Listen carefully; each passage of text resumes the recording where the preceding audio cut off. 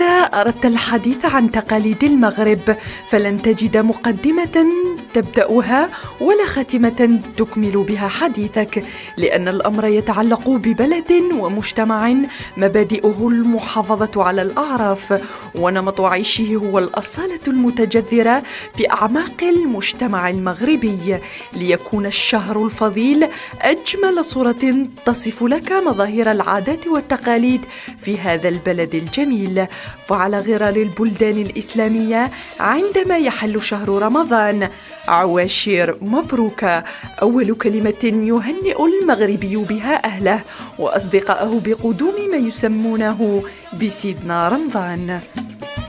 روائح البقول والعود وكل أنواع البخور تعبق الأزقة والبيوت المغربية التي تدخل كذلك في تحضير الأكلات مثل الشباكية، السلو، الفقاص، وكعكغزال سفون، دون أن ننسى الحريرة الفاسية التي تزين بها المائدة الرمضانية. أما المشروب المفضل فهو الشاي بالنعناع والشاي الأخضر المضاف إليه القرنفل، إضافة إلى بعض المشروبات الباردة التي يدخل في إعدادها الأعشاب الطبية المفيدة للجهاز الهضمي أثناء النهار.